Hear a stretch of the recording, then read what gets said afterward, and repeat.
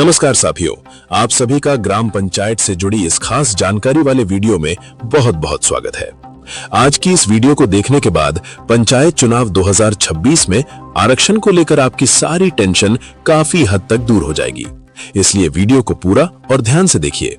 अगर आप पहली बार हमारे चैनल पर आए हैं तो चैनल को सब्सक्राइब जरूर करें ताकि पंचायत चुनाव से जुड़ी हर जरूरी अपडेट आपको लगातार मिलती रहे। SIR प्रक्रिया खत्म, अब आरक्षण पर काम शुरू।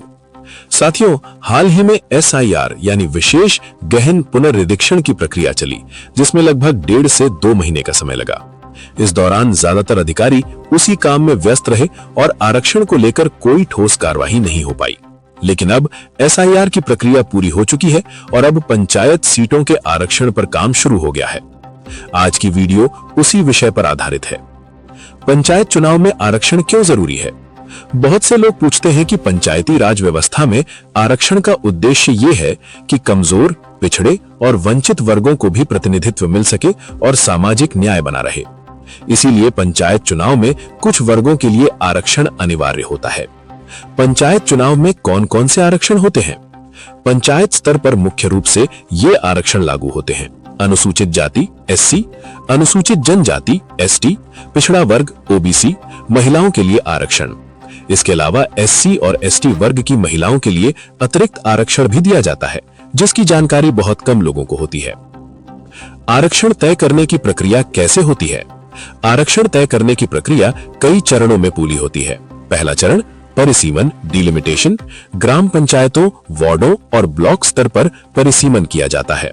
इस प्रक्रिया में कुछ वार्ड जोड़े जाते हैं, कुछ हटाए जाते हैं, जिससे कुल सीटों की संख्या बदल जाती है। परिसीमन तभी संभव होता है जब जनसंख्या का सही आंकड़ा उपलब्ध हो। 2011 की जनगणना क्यों है सबसे बड़ा आधार? फिलहाल पंचायत चुनाव के लिए 2011 की जनगणना को ही आधार माना जा रहा है। हालांकि पिछड़ा वर्ग आयोग के गठन की बातें लंबे समय से चल रही हैं, लेकिन अभी तक उसकी पूरी रिपोर्ट आधिकारिक रूप से लागू नहीं हुई है। अगर नई जनगणना समय पर हो जाती और उसका डेटा उपलब्ध होता तो उसी के आधार पर आरक्षण तय होता, लेकिन 2026 पंचायत चुनाव में ऐसा होना मुश्किल लग रहा है। रोटेशन सिस्टम क्या होता है? पंचायत चुनाव में रोटेशन सिस्टम लागू किया जाता है। इसका मतलब यह है कि एक ही सीट बार बार एक ही वर्ग के लिए आरक्षित ना रहे, अलग अलग वर्गों को अलग अलग चुनाव में मौका मिले। रोटेशन के कारण कई बार नई पंचायतें या नए उम्मीदवार उभर कर सामने आते हैं। परिसीमन के बाद मैनुअल आरक्षण क्यों? कई जगह परिसीमन के कारण वार्डों की जनसंख्या इधर उधर हो जाती है। ऐसी स्थिति में रोटेशन लागू करना संभव नहीं होता और वहां मैनुअल आरक्षण नियम लागू किया जाता है। अगर प्रत्याशी और ग्रामीण समय रहते आपत्ति दर्ज नहीं कराते तो रोटेशन अपने आप लागू हो जाता है। संभावित आरक्षण प्रतिशत यानी कि अनुमानित। आमतौर पर पंचायत चुनाव में आरक्षण इस तरह हो सकता है: OBC लगभग 27%, SC लगभग 20 से 21%, ST लगभग 1%, महिलाओं के लिए 33% हर वर्ग में। ध्यान रहे, ये प्रतिशत परिसीमन और जनसंख्या के आधार पर बदल भी सकता है। आरक्षण सूची में देरी क्यों हो रही है? आरक्षण सूची अभी इसलिए जारी नहीं हुई है क्योंकि पिछड़ा वर्ग आयोग की रिपोर्ट का इंतजार है।